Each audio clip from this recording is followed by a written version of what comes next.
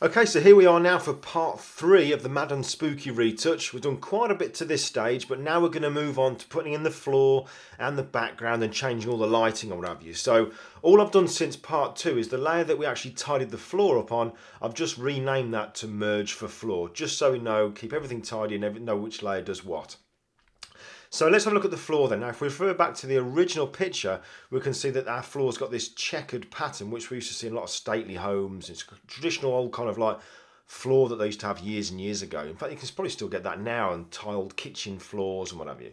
So if we can try and replicate that, because that actually isn't a picture, that's a pattern that's been made in Photoshop. So I want to show you how you can quickly do that. All we need to do is go to File, New, and create a new blank layer. 1000 pixels by 1000 pixels is fine. Resolution is going to be 240, which is what our picture is now. And the background content's just going to have a nice white background, and click OK. So we end up with this square here.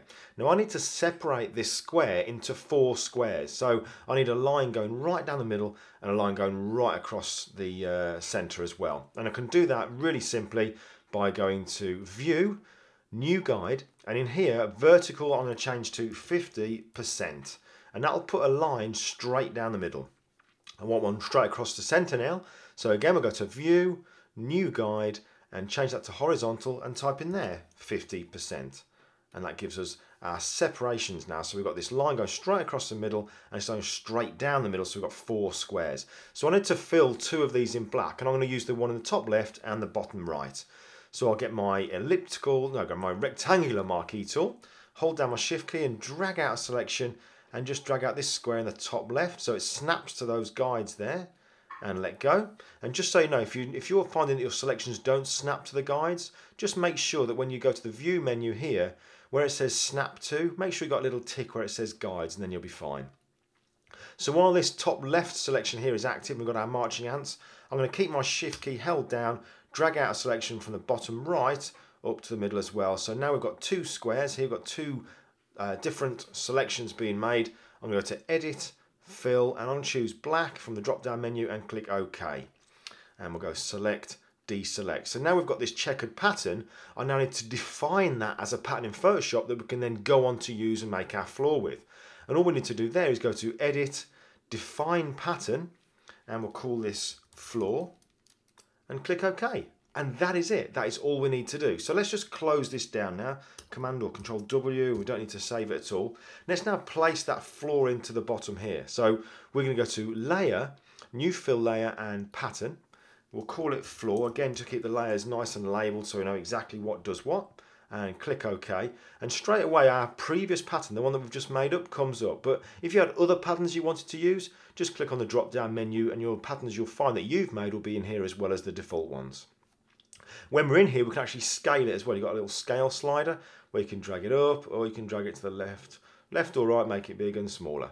But we're going to keep ours just as it was at the 100% of the scale, just like so, and click OK. Now obviously we need to move it down, so I want to get my move tool and drag it down, but we could be here forever dragging it down, because all that's happening is it's just going to continue making that pattern every place on that layer. So it's just going to continue going, it'll never end. So to stop it from doing that, so that we can actually create our floor, we need to define this as a smart object. So go to Filter, Convert for Smart Filters, and now we can start moving it around a little bit. If I just placed it down the bottom here, obviously that wouldn't look realistic. We need to give that idea of the floor kind of going away into the distance, away from the camera. And we can do that using the perspective crop within, perspective transform, sorry, within Photoshop. Find that by going to Edit, Transform, and Perspective. And we get these handles drawing around now, like our crop handles or our transform handles. If I hold down my Option key or my Alt key and click on the one in the bottom left or the bottom right, I'll click and drag out to the left. You can see that it stretches it so that the ones nearer the camera or the bottom of the frame go bigger and the ones at the top remain the same size, but it kind of lifts the floor to give the impression that it's going away in the distance. So I'm going to drag it right out, something like that'll be fine. In fact, I might just make that a little bit smaller and drag out just a little bit more, something like so. And we'll click the tick at the top there, get the move tool, and I'm just going to drag that down now to something like that. Now I'll lower the opacity on that layer just so I can see where Nadine's feet are and where that curve of the wall is. So it's around about this area here. So I'll just drag it down to around about There, looks good. And we'll bring the opacity back up again. Now at the moment, sure, that doesn't look too good, but we don't have to make selections to show the bottom of the dress and Nadine's feet. We can actually just use blend modes. In fact, let's just move that across just a little bit there, like so. Something like that's fine. Okay, just using blend modes, that's all we need to do. No selections whatsoever. So I'm going to choose something like overlay blend mode. And straight away we can start to see there is some difference in there. Let's just drag that there. But obviously at the moment we can't see through the floor. We can't see Nadine's feet. So all I'm going to do now is add a white layer mask, get a black brush, make sure that the brush is fairly soft. Doesn't have to be perfectly soft, but fairly soft. And all I'm going to do now is start painting it away. And we don't have to be too accurate at this because we're going to be doing some things in a short while that can hide all little areas that you'd normally pick up on, but I'm not going to worry about that just for now. So if I zoom in like on her feet, we can paint it off her feet here so we can see the shoes. And the great thing is all the original shadows that we photographed on the original studio shot are brought through as well. You can just see one under her foot here. So we haven't got to worry about trying to make shadows look realistic or anything like that whatsoever. They're all being brought over immediately from the original shot just because we're using that blend mode. So let's continue painting this away here. Painting the pattern off the shoes. If we go too far over, we just need to change the colour of our brush to black or to white to paint in or remove. Something like that is good. And I'm just going to keep working my way around. So anywhere that I can see the pattern shining through or coming through the dress or the shoes, I'm just going to use my brushes to paint that away. And these areas down here, because we're going to be adding some extra lighting effects on here, I'm not too worried about that, but I'm just going to paint it away off the dress like so. And when I've gone too far, change it to a different colour brush. So I'm painting a white and just bring that up over there. So I'll just skip forward, carry on doing this, and I shall be back with you in a moment. Okay, so all I've done now that I've just jumped forward and I've literally just painted it all off like I started using that layer mask. And just so you know, obviously on the material here, some of the material in here is actually kind of translucent where we can see through it. So all I've done with that bit, rather than painting away at 100% with the brush, I just changed the opacity of the brush down to around about maybe 50% or so, just so it gave that impression of being able to see through it just a little bit. So that's the actual checkered pattern flooring, but we need it to look just a little bit more grunged up because this is a real spooky kind of haunted house kind of feel, so the floor wouldn't be as clean as what this is.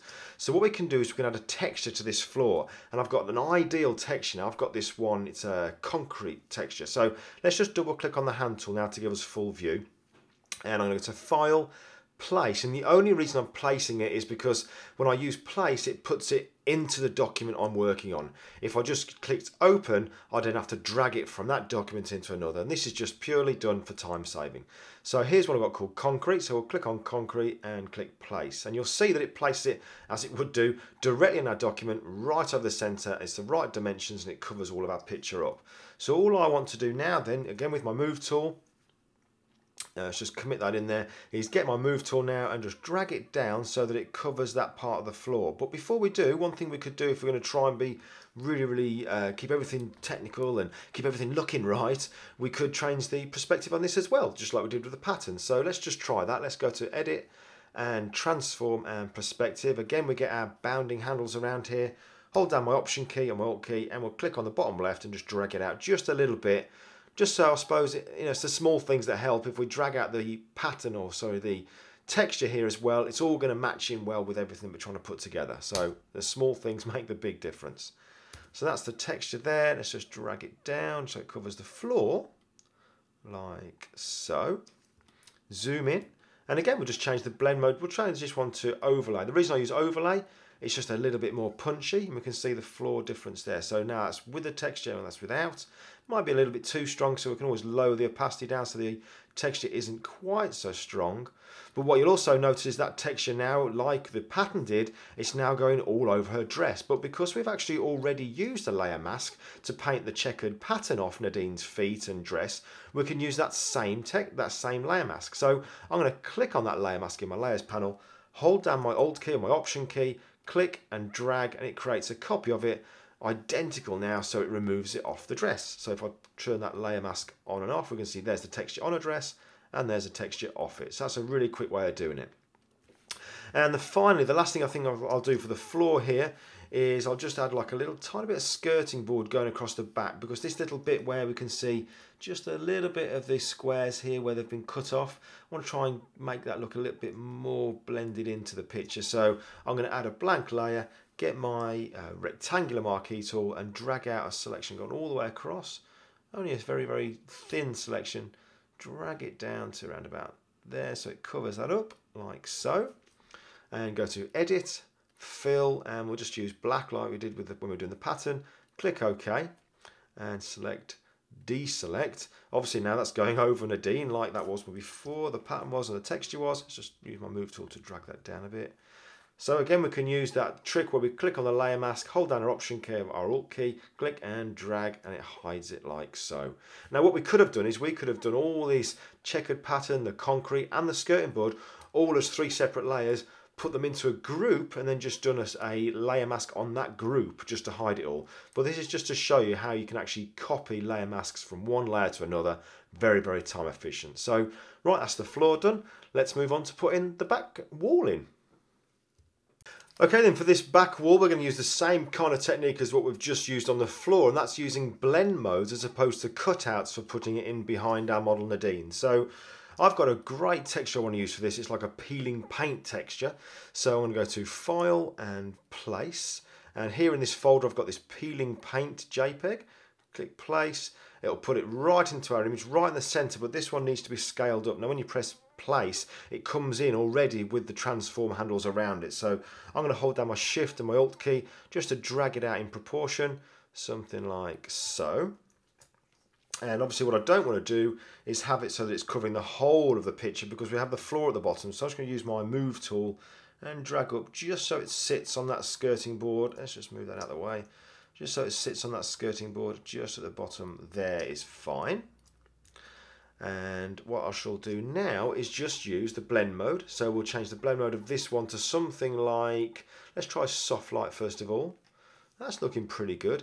Looks a bit too soft, a bit too milky though. This has got paint that's being peeled off here and there'll be a light source, so that it would have a little bit more contrast to it. So by changing it to overlay, that gives it just a little bit more punch. That's nice and simple. Again, very, very quick way of putting in a background, which is why we shoot on this grey texture, because the great thing is we can add in all these textures just by using a blend mode, soft light or overlay. But also the great thing about it is any shadows that have naturally been in the photo that have hit the grey paper, like on the floor where the feet met the floor, or maybe the shadows where the lights hit our subject and gone to the back wall, they will also be brought into the picture, which will add to the realism, because there's always certain things about compositing that give it away to the layperson, and they'll look at it and think, do you know, there's something about that, I don't know what it is, but something isn't right. And I think I've mentioned this before, but one of them will be shadows. So what better if we can bring in the real shadows, then we haven't got to worry about it. It's going to look realistic as well as it can be when somebody's looking like this with their head made bigger anyway. But you know what I mean, it makes the shadows much more realistic rather than just trying to paint them in. So obviously now we've put this texture in behind Nadine, we do have the same issues that we had with the floor, where we see some of the texture coming through onto Nadine. So again, it's the same old process. We're going to add a white layer mask, get a black brush and just start painting it off Nadine. All I'm going to make sure is that when it gets to the edges, where like I say her arm here, where we can see the wall either side of it, I'm just going to bring down the size of my brush and just be careful not to paint too far over the edges there, just so it gives it away. But all I'm going to do now then, just very, very quickly, go around the areas to take off the texture where the texture is showing through onto Nadine's skin. So I shall do that and we'll jump forward. Okay, so jumping forward then, all I've done is just painted that texture all off Nadine and off the dress. So the next thing we're going to do is something else that helps things to blend in and just add a little bit more realism. Now when it comes to compositing, I mentioned something a few moments back where there are certain things that a layperson would look at a picture and go, you know, there's something about that just isn't right. And one of them, like I mentioned before, was the shadows. But another one is the colour. And it's the colour is the one that people will look at and think there's something not right there, but they can't put the finger on it. And a lot of times it is the colour. And what I mean by that is the difference between the colour of the person you're putting in the scene and the background. They just don't seem to match in to look as if they really were there. So I want to show you a very, very quick technique in the next part now, which shows you how we can help the foreground and the background blend in a little bit more. Now, all we're going to do for that is just zoom out a little bit. I'm going to go to File, Place, and I'm going to choose that peeling paint background that we just used a moment ago. And I'm going to fill the entire layer with that background. And then what I'm going to do is go to Filter, Blur, and use this one here called Average. And basically what this is telling Photoshop to do is to look at that layer, mash it all up, and just create one average colour across the whole of that layer. And that's what we've got here. So I want that colour to be applied to Nadine because that's the colour of the background which I need to add on to her to make her look more realistic. So what I shall do is I'm going to use that trick again to copy a layer mask onto this average colour now. So the one below it, the peeling paint, I'm going to click on the layer mask, hold down my Alt key, click on it and drag it to the top. At the moment, the colour hasn't been put onto Nadine. I want it on the opposite now. So at the moment, it's just on the background. So I need to invert that layer mask. So I'm going to go to Image, Adjustments, and Invert. Or I could have just pressed Command or Control I. Now looking at it, that colour isn't being applied all onto Nadine. So I need a little bit of that blue average colour down here as well. So I'm going to get a brush, paint in white, and just paint just a little bit more, just to include a little bit more of Nadine down there. Maybe a little bit more of her hair. And in here as well, something like that. And we'll zoom out. And then all I'm going to do now then is change the blend mode of this layer to colour and lower the opacity down to something around about 20%. You might not notice it looking at the picture and this far away on your screens, but if I zoom in now, if we look at Nadine in the background, this is without applying that effect, where her skin looks very, very warm, the background's quite cold, but just by adding this peeling paint layer again, blurring it using that average filter and then changing the opacity down to 20%, what have you, that is the effect it can have. So it helps the person to blend a lot more into their environment. That's one handy little trick there. So the next thing we'll do then is we'll start adding some lighting effects onto this background and then just move it forward to get towards nearly finishing this picture. Okay, so jumping forward then, I've just put these two background layers now into a group to keep everything nice and tidy. And the next thing I want to do is just add a little bit more interest onto this back wall. And one way that I did that was I went onto Google and looked for a picture of a chandelier. And I'll just show you that one now. So go to File and Place. And it's this one here. And it was a chandelier. It was a black and white picture of a chandelier with a white background. And all I've done is just blurred it just a little bit more, just to take the edge off it so it's not razor sharp. Because I don't want it to be something that you really, really focus on. I want it to be just something hitting the back wall there. So imagine there was a light coming from the top right hand corner, hitting that chandelier. It would then cast a shadow on the back wall. So I'm going to drag that into the top left hand corner. In fact, I want to resize that now. Edit and free transform. Drag up just to resize it. No, it doesn't need to be big, but just something around about there is fine, like so. And I don't need to cut it out to get rid of all the white. All I need to do is change the blend mode from normal to multiply. And I'll just lower the opacity down just to see how much I want it to be able to be visible. Around about there is fine. And turn that on and off. In fact, when I turn it on and off, you can see that some of it, just zoom in a little bit, some of it's hitting Nadine's headwear here. So yeah, all I need to do there is just add a layer mask, get a black brush and just remove it off that little bit there as well. So on and off, that's looking good. Okay, the next thing then, I'll do something called cookie lighting, and all this does, it just adds a bit more of an interesting effect. Rather than just adding a vignette, this adds little bits of patches of light that you can see all over the picture, and patches where it goes darker as well. So what I'm going to do is I'm going to add something like a curves adjustment. Top right hand corner here, I'm just going to drag down just to darken it, maybe about a third of the way down, something like that will be fine. Now what I used to do here was I'd just click on the layer mask, get a black brush, and I'd increase the size of the brush and I'd just paint bits away. So you create this kind of pattern where there's little bits of light shining through and little bits of darkness as well. So if I just look at the layer mask, it's this kind of effect here. So I'll probably add a few dabs onto Nadine as well so you can see it like that. And it just adds a bit more interest to the picture. So if I turn that on and off, you can see there's just some kind of a lighting effect on the background there that's just not flat and boring. It's just something extra, something different.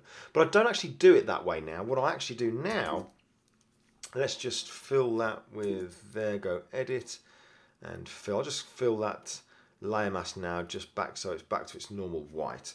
So what I'll do now then, rather than using my brush, is I'll apply a filter to this layer mask. I'm going to go Filter, Render and Clouds. And I'll zoom out. Now what's actually done here, that clouds filter has been applied to the layer mask. And it's the same thing here. The black and the white will allow the effect to show through or not. But that there is too small. I need to be able to see more of the effect showing through, so I need bigger patches of white. So all I shall do then is go to Edit and Free Transform, and I'm just going to increase the size of the clouds in here. So now those white patches are actually bigger, like so. So it's kind of the effect that I was doing with the brush, but it's a lot more subtle.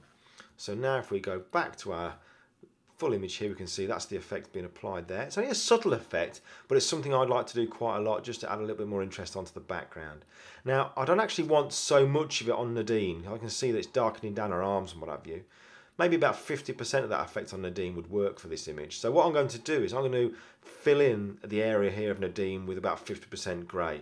And rather than me getting a brush and painting in it all again, we've got our background layers over here. If I open those up, we've got an area already where we've actually painted texture off Nadine, so we can use that layer mask. So we'll use that effect again. But this time what we're going to do, I'm going to load the white area of this layer mask here, the peeling paint one, as a selection. It's quite simple. Hold down my command key and just click on that layer mask. And so it loads that white area that we painted the effect of, it loads it as a selection.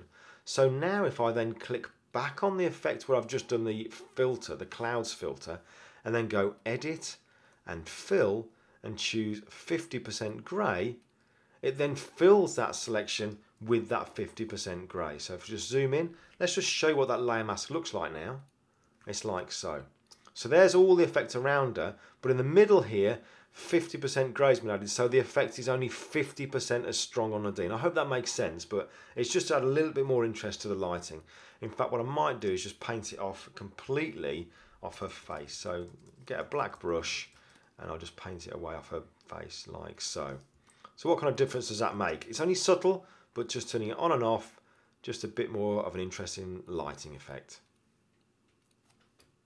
Okay, so really we're pretty much about 99% of the way there, apart from doing something that I call playtime, because this is the final composite. The final touch is really that I would spend my time doing now is just changing the colour, giving it a bit more of a feel to it, but that's just playing. There is no kind of set pattern or set routine or set formula to doing that. It's just personal taste. But before I kind of talk a little bit more about that, I'm just going to add a bit more of a vignette to darken down the edges of this picture, and I'll do that by going to, again, a curves adjustment. I'm going to drag it down about a third of the way so it goes a little bit darker again, and I'm going to get a black brush, painted 100% with a small dot right in the middle, like so, right over Nadine's belly. And we'll go to Edit and Free Transform, and I'll just resize that dot now so you can see that it's enlarging that bright area there. So I can then increase it to about that size there, and then I might just drag up the top just a little bit and drag down the bottom like so. So now we can see we've got a vignette that we turn it on and off. I think it needed that because that floor needs to go just a little bit darker in the edges, considering the environment that Nadine was in. So yeah, that's kind of it really, to be honest with you. That is the final composite. Now just to quickly mention the kind of things I do when I get to this stage. Generally I would leave the picture now, I'd come back to it maybe 5 minutes, an hour, maybe even the next day just to finish it all off, and I do something called playtime. So when I'm doing this thing called playtime, what I'll do is I create this combined layer at the top of the layer stack, and I'll call it playtime, full enough, playtime. And all I will do then is this is when I'll start to use filters more and just playing around. Now I know one of the effects I did on this final picture was that cartoon or painted look to the whole thing, and rather than me repeating that now, you can go to my website glyndewis.com, and there's the newsletter sign up on the right hand side there, completely free, but it gives you access to a video where it shows you the cartoon painterly effect. So that's where you can find that. But to give you an idea of how I use filters, now I remember actually on this picture here I went in and I used filters like Nik software. I love Color Efex Pro 4, absolutely love it. And I know that one of the things I did in here was I used the detail enhancer. It's a lot more punchier than using Topaz, because the detail enhancer in Color Efex Pro 4 is a much more intense, bigger effect, whereas the Topaz generally only works on the small details. But I know I went to the detail extractor, sorry, not enhancer, extractor, and I don't generally play around with the sliders in here. I'll click OK, and you can see the difference that this makes straight away. I love what it did to the actual lower part of her dress and what have you. It really brought out a lot of detail. But the great thing is when we use the Nik software is it puts it onto a new layer, so you then can control the strength of it by lowering the opacity on that layer. But you'll see straight away the difference that makes is phenomenal. So that's off and that's on. So I think I'll bring that around to maybe, I don't know, maybe 40-ish%, something like that. And that already makes such a massive difference. And then all I do once I've done that, I'd then just go to, I press Command or Control E, or just merge down. So I keep this one layer called playtime. I don't keep increasing it, because obviously that's file size, but because I don't want to have to think about this now, I'm literally just playing around, seeing the final look that I come up with. I then probably go back over to filter, the Nik software again, Color Efex Pro 4. And one thing I really like in here is all the cross-processing looks. So you click on cross-processing, and we've got all these options here where we can add all these different lighting effects in, or sorry, these different colouring effects as well. And again, because once you've used these, you output it to Photoshop, it comes in its own layer, you can lower the opacity, you can paint in where you want it on a map using a layer mask. In fact, I think that might have been the one that I used there. So what's that? Y02. So let's click on that one, click OK, and we can see straight away the difference in this is unbelievable. It's a lot. So I love this way of using filters. So there you go. It's a simple little lighting there. Just change the mood of the picture again. And that is all I'll do. I'll just continue to work around it using the filters. Like I said, no formula, just to get the final picture that I want. But hey, that's three videos to show you how we did the main part of the compositing. The final look is down to you, but that is the main compositing, showing you how we put all that picture back together. And if we just kind of backtrack a little bit, we had our original out of camera image, then we did our raw conversion, a little bit of enhancing the eyes and what have you, and the teeth, and darkening down, what have you. Then the luminosity contrast, I love that, luminosity contrast. Dodging and burning, made the skin paler. We used that Dr. Brown script so that we could then smooth the skin using camera raw, enlarge the head, and then we cleaned up the floor, then we put the floor in, put the background in, made all the temperature between Nadine and her background match as well using the average blur filter. Put the chandelier in, that cookie lighting, the vignette, and then it was playtime to end up with the final image, which was this one here. So there you go, 3 videos. I hope you've enjoyed them. Hope you stuck with it. But listen, do me a favour. By all means, share it. Let everybody else know about these videos. I'd really appreciate it. Share it across your social media. Share it on my Facebook page, which is facebook.com/Glyn Dewis Photography. Any questions, let me know. Glyn@glyndewis.com. And hey, I'll see you next time.